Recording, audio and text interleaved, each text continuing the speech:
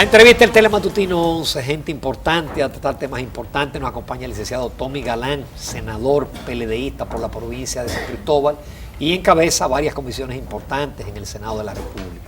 Tommy, encantado. Buenos días, Placer, buenos Ramón. días. Buenos días, Tommy. Un placer estar aquí con ustedes en la mañana temprano. Gracias. Tommy, ¿a ti te sorprendió cuando te llamaron a interrogar con el caso de Odebrecht? Realmente no. ¿O parece que van a interrogar a todos los legisladores? Bueno, eso sería yo pienso que ya es una decisión de la Procuraduría. Ellos establecerán los niveles de información que requieren y a quienes pueden llamar.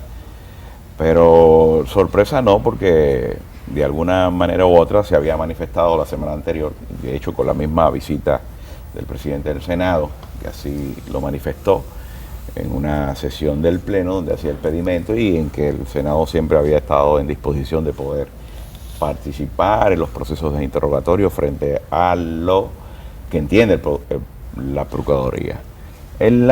Porque es básicamente por los financiamientos, ¿no? Exactamente, porque todo eso pasa por el Congreso.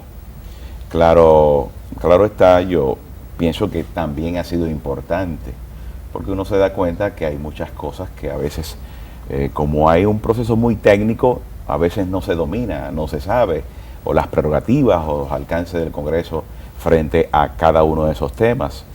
Y pienso que los que hemos pasado allá frente a los presidentes de Cámara, en este caso nosotros como presidente de la Comisión de Hacienda, hemos podido explicar debidamente y dar respuesta a una serie de preguntas. Preguntas de todos los tipos y de todos los colores y todas las intensidades, porque realmente se trata de una conversación. Se plantea una conversación, pero termina siendo un interrogatorio.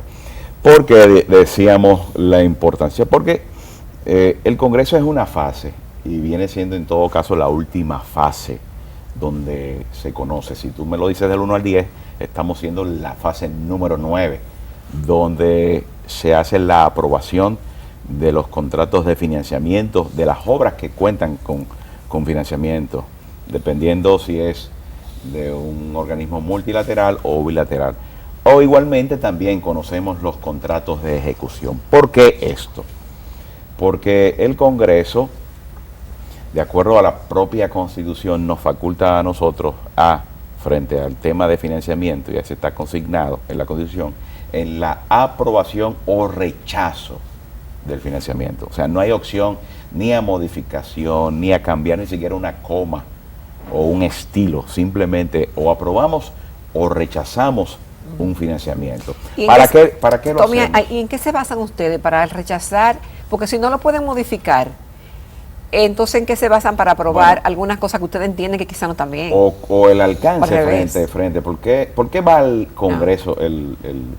Debemos recordar que luego de nosotros trabajar un proceso de reformas de leyes en el año 2007, 2008, 2009, que incluye la ley orgánica de presupuesto, la ley de presupuesto, la ley del Ministerio de Hacienda, la ley de crédito público, que todo ha sido un trabajo que hemos podido desarrollar desde el Congreso para fortalecer todos los mecanismos y sobre todo de control.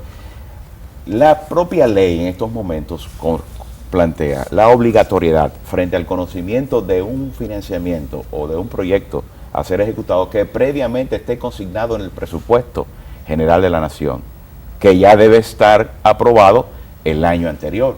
Entonces, ¿qué se hace en el Senado? En el Senado se observan todo el procedimiento legal, jurídico, observamos todo el cumplimiento de la ley de crédito público, de la ley de presupuesto, de la ley orgánica de presupuesto, para que todo ese proceso se lleve a cabo.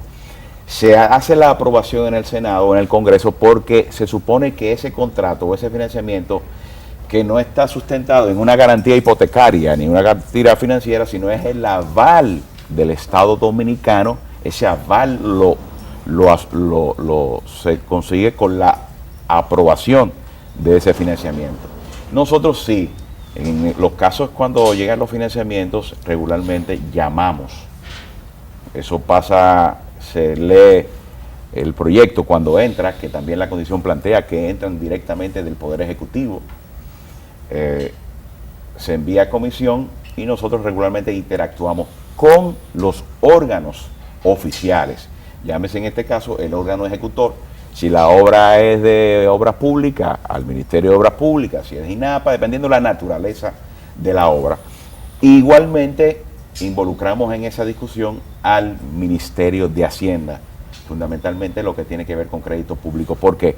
Porque todos los contratos de financiamiento donde se discuten, donde se elaboran en términos en las condiciones, tasas de interés, plazos, gracias, ese tipo de cosas, es en el Ministerio de Hacienda con los organismos, ya sea multilaterales, bilaterales, bancos comerciales nacionales o internacionales, o en el caso actual cuando también muchas obras están siendo financiadas por la emisión de los bonos, tanto nacionales como los bonos internacionales. Entonces nosotros observamos todo ese aspecto. Nosotros nunca invitamos, en todo caso, a ninguna compañía ejecutora, porque el Congreso no tiene que ver con esa parte, y fundamentalmente a través de los órganos de ejecución recibimos las informaciones. Hay una serie de inquietudes, los senadores siempre tienen el derecho a hacer sus ponderaciones, a emitir, a hacer cuestionamientos, a preguntar sobre aspectos de montos, la pertinencia, el objeto de esa obra, qué va a beneficiar, aspectos de ese tipo.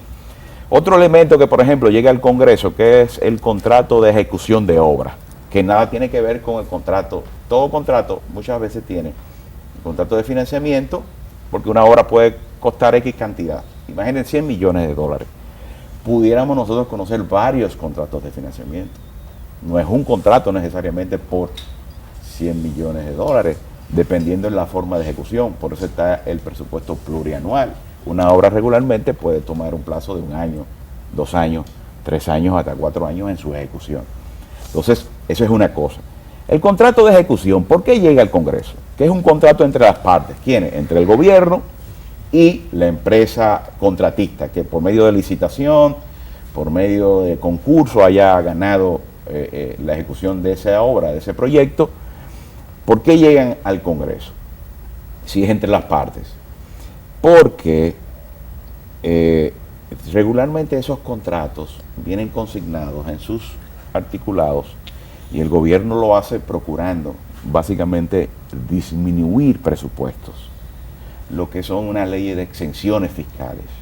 De repente los equipos o los materiales que puedan derivarse de una obra, que puedan entrar al país, ya sea los aranceles, los ITEVIS, el tema de los combustibles, que por eso hay muchas empresas que, por ejemplo, las exenciones a los combustibles está establecido para que, pero todo eso le favorece al Estado, porque el Estado lo que hace con eso es disminuir los presupuestos de obras del interés del Estado. Pero solamente por ese elemento es que ve el proyecto.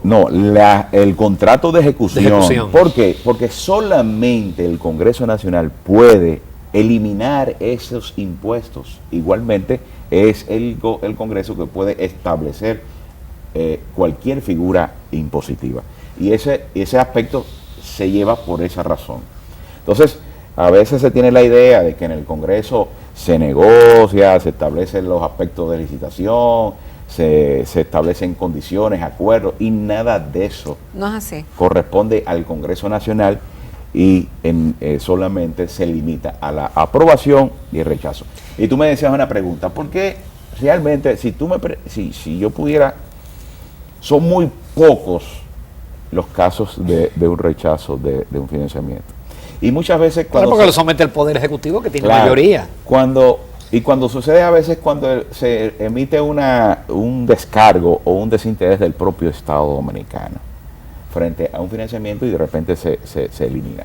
Pero la verdad hay que decirla que en el presupuesto, en el caso de todo el proceso de discusión de esos proyectos que vienen desde el presupuesto, con la aprobación del presupuesto, que están contenidos todo lo que se va a financiar el año siguiente y todos los proyectos y contratos de proyectos que se van a ejecutar. Y luego, posteriormente, nosotros recibimos los contratos de financiamiento. Porque hay la aprobación, primero porque hay un interés, primero de colaboración frente a lo que significa las ejecuciones de obras de interés del gobierno y del Estado frente a ejecuciones de obras importantes para el desarrollo. Yo siempre digo esto, recuerden que tenemos un presupuesto que está compuesto por ingresos, gastos, y los ingresos son los ingresos ordinarios. pero el 26% del presupuesto viene siendo fuentes de financiamientos por organismos multilaterales, bilaterales, la emisión de bonos. En el presupuesto del 2017 son 171 millones de pesos que están consignados, y en esto una parte va para aplicación financiera en términos de lo que es el pago de capital, de amortización de capital, pero los otros van precisamente para sustentar los fondos para las obras que se van a ejecutar. ¿Qué sucede? Incluyendo el tema de los bonos globales en dólares y en pesos dominicanos cuando se emiten aquí en la República Dominicana. Imagínate, de acuerdo al reglamento, cuando un proyecto llega, va remitido a comisión, son 15 días. En 15 días es difícil y regularmente se extiende el plazo, pero siempre se asume que hay una acción inmediata frente al conocimiento de los proyectos que debemos conocer. Porque si no es así, ¿cómo pudiera impactar eso al desenvolvimiento del gobierno dominicano frente a su flujo de caja? Cuando tú de repente viene la no aprobación o la dilación o retraso, y eso genera siempre una dinámica del interés de que las cosas vayan fluyendo, porque 171 mil millones de pesos en un presupuesto donde el gobierno tiene que todos los meses ir financiando y ir estableciendo las erogaciones, ellos mantienen regularmente lo que debe ser ese flujo de caja, ese cash flow. Vamos a hacer una breve pausa comercial, porque estamos un poquito pasados. Interesantes las explicaciones del senador Tommy Galán sobre todo este proceso de aprobación de financiamientos y de ejecución de proyectos. Volvemos en unos minutos.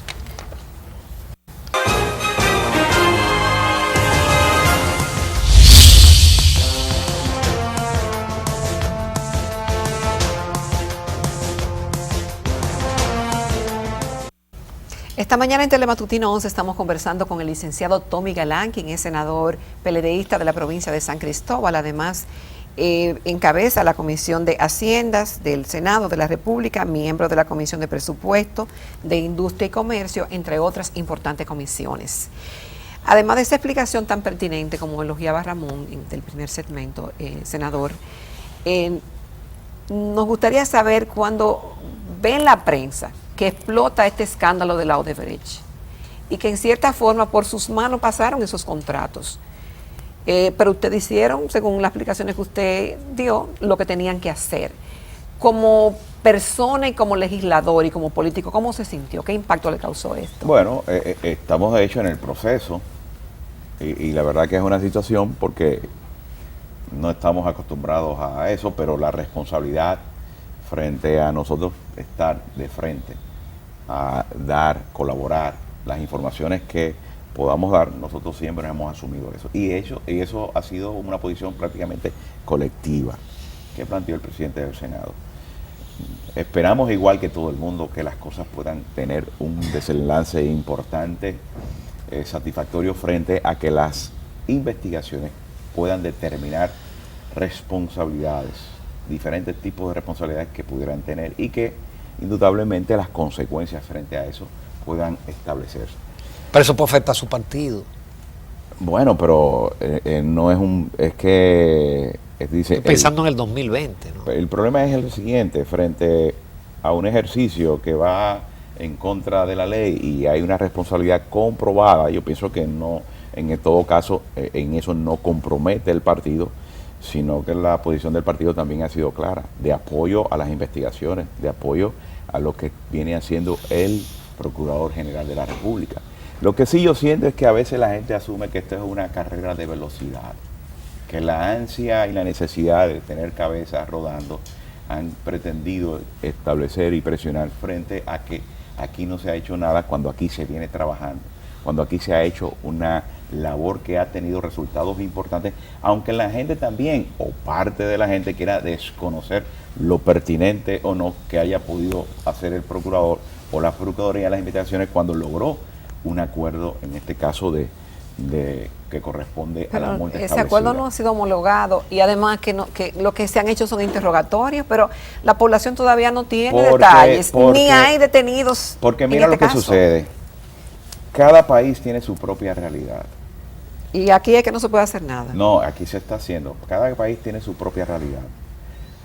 ¿Cómo yo veo el asunto? Por ejemplo, tú tienes aquí un caso que se habla de lo mismo en términos de poder poner todo en el mismo recipiente. Sin embargo, ahí hay tres tipos de aspectos que hay que tomar en consideración penales.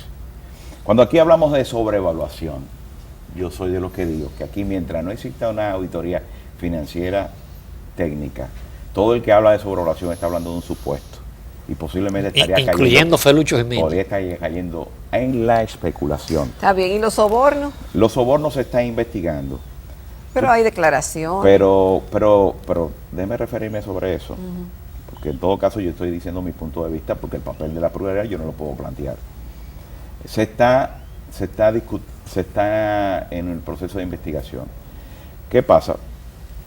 Posiblemente en algunos países se han podido determinar responsabilidades que comprometen directamente la parte civil penal de cualquier individuo que ha permitido de repente establecer.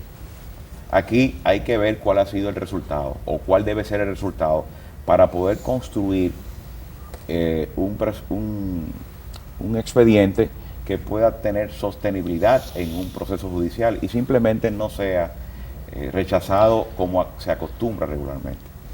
Pero aquí está también lo que se llama el financiamiento, la tipología del crimen electoral, que tú lo ves en Perú, tú lo ves en Ecuador, tú lo ves en Brasil, pero aquí realmente no existe el delito electoral con relación al financiamiento de campañas, porque no está establecido la ley.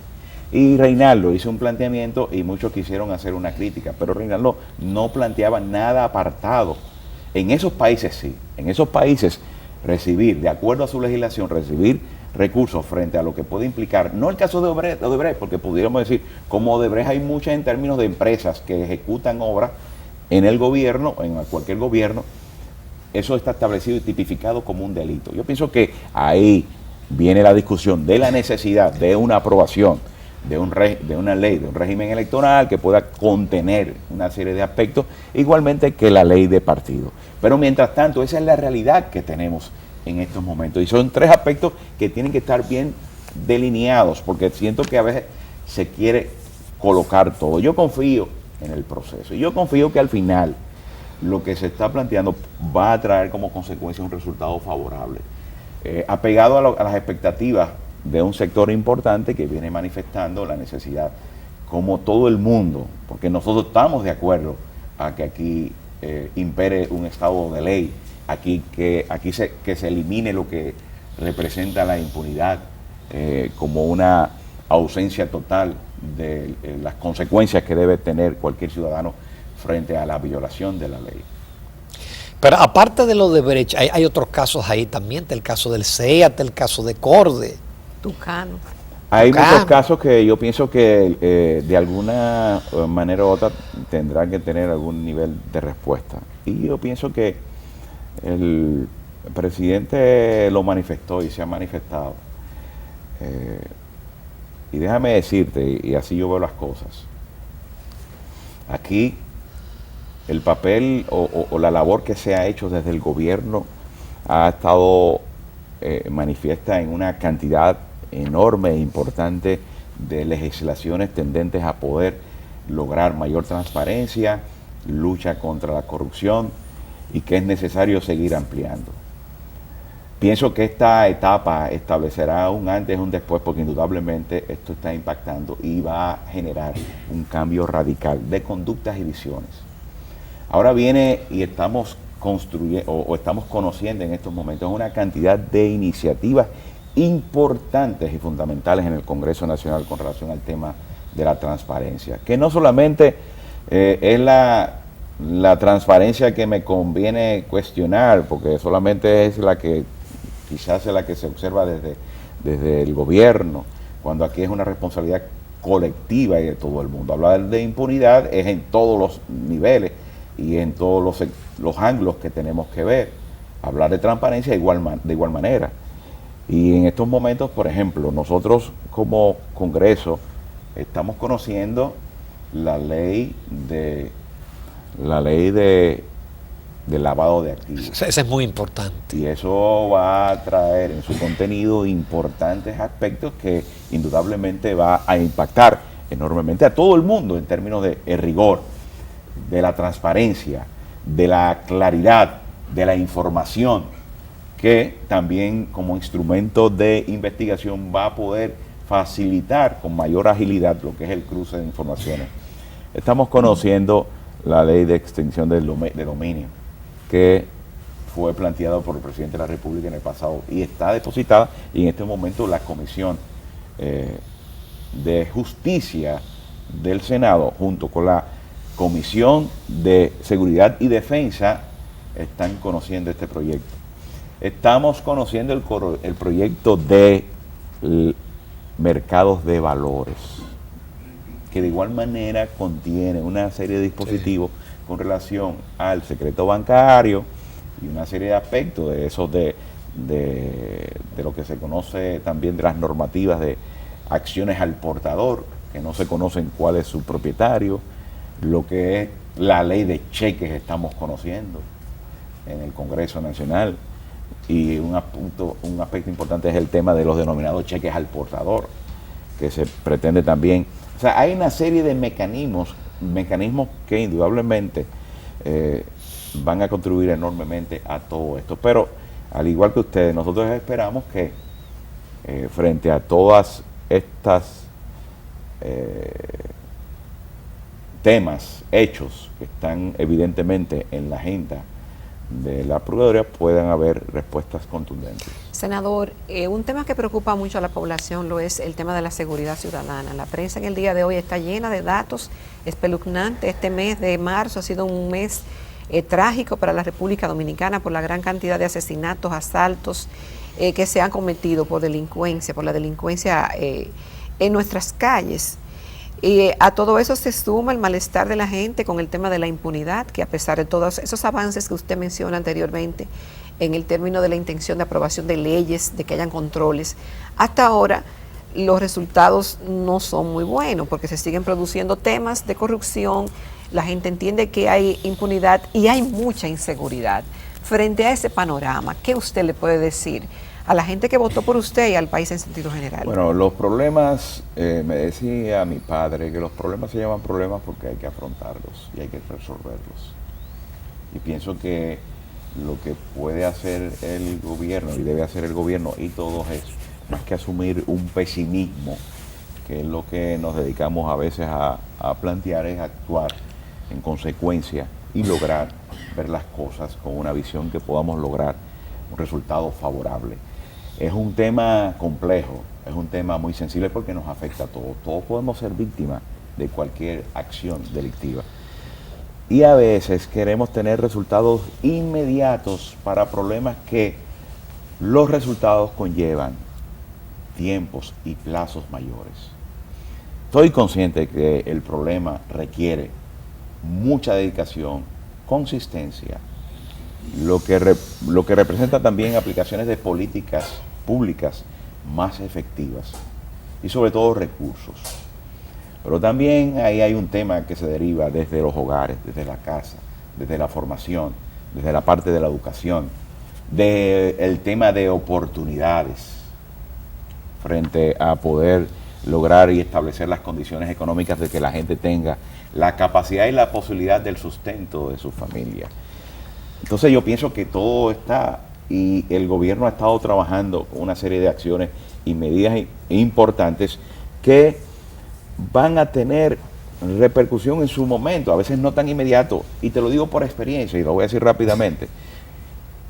El 9/11 entró en San Cristóbal y es increíble qué tanto eso ha impactado favorablemente en nosotros sentir, a pesar de que pueden existir situaciones delictivas, porque no es que lo desaparece, pero las estadísticas en San Cristóbal, y eso ha sido la aplicación de acciones, de políticas públicas, han estado combinados con organismos de seguridad, salud, y que le han permitido a la ciudadanía contar con mayores instrumentos. Y eso, que en San Cristóbal apenas hoy inicia el proceso de la colocación de 100 cámaras de seguridad, además de algunas acciones de que están impactando directamente o está proyectado impactar directamente a sectores y barrios con relación a políticas de seguridad. Entonces, pienso que todo eso en algún momento, indudablemente, igual que en San Cristóbal, igual que en otras localidades, en la medida en que se pueden ir ampliando y que la efectividad de estas políticas puedan verse, yo pienso que vamos a ir superando esa situación que lamentablemente estamos todos conscientes de que estamos padeciendo. Tommy Galán, muchísimas gracias. Qué pena no tener más tiempo para abordar otros temas, pero siempre va a otra oportunidad. Muchísimas gracias por aceptar nuestra invitación. Gracias, Tommy. Comenzando la semana. Muy bien, muy bien. A comerciales, amables televidentes, a la recta final del Telematutino 11.